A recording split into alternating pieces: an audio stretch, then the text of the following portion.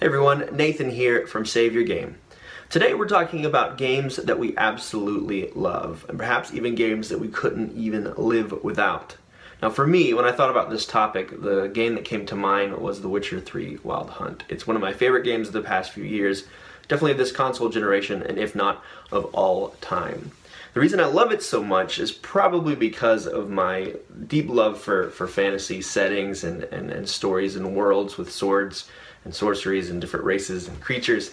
And as someone who's grown up loving stories like that, it's kind of an obvious progression for me to get really into a game that doesn't necessarily hold your hand and allows you to experience something a little darker, something a little more grown up, and it lets you still explore a vast and whimsical world.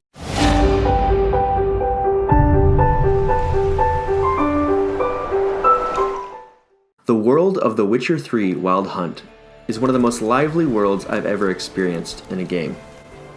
Its colors, sounds, and ambience change smoothly and realistically. It's a living and breathing landscape. Just listen for a second. But the world's ambience isn't the only thing that makes it feel alive. It's chock full of things to do. Just look at this map. This is only a portion of it. There are chests to loot, monsters to kill, bandit camps to clear, and people to save. Now, a lot of open world games do this, but The Witcher has an incredible amount of variety even in its similar tasks. No two bandit camps are the same. The people of The Witcher's world also make it feel alive, each one having motivations and stories to tell. Keep my eyes open. Me brother Tomil led him. Talk to him when you find them. This brings us to a limitation to The Witcher games that I think ends up working in its favor. In these games, you're a certain character, Geralt of Rivia, a mutant monster hunter with a heart. A lot of RPGs allow you to create your character and in doing so your own narrative. Not so with The Witcher. Now of course there are paths you can take when you level up that give you some control over Geralt's abilities. But for the most part, your role in this story is set. This character development is also tied to Geralt's attitude. Interactions are rife with choice. The Witcher games are based on the work of Polish author Andrzej Sapkowski. There's a set world here, a set character. There are attitudes about the Witchers that the world has.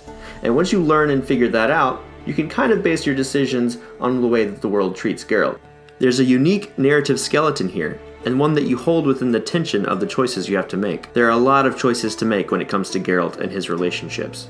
I won't go too deeply into spoilers here, but The Witcher has some of the most difficult choices in any game I have played. Most of the time, there isn't a clear-cut right or wrong. Both choices have pros and cons, and sometimes you don't see them until much, much later. It absolutely is built to keep you on your toes. Apart from exploration and character interaction, the majority of your time in The Witcher 3 Wild Hunt will be spent in combat. What now, you piece of filth? As a trained monster hunter, you have tremendous knowledge of the world and its creatures. You can use your detective-like senses to learn, track, and find a creature you've been hired to kill. You can then use your bestiary to equip the right tools to take down your target and come out on top. Mix that near puzzle-like build-up with a fluid, almost dance-like melee input system, and you have the formula for incredibly fun combat. Also, with the immense inventory possibilities, there's incredible depth to The Witcher 3's combat, but it also automates when it makes sense. My favorite example of this is when you encounter an enemy, Geralt will automatically pull out his silver or steel sword. One is used for human enemies, and one for monsters. I could go on and on about the brilliance of this game. I haven't even touched on the political intrigue in the main story, the love triangles, or even the incredibly dense card game that you can play for hours on end. For all of those things though, and much more, I hope you'll check out The Witcher 3 Wild Hunt for yourself.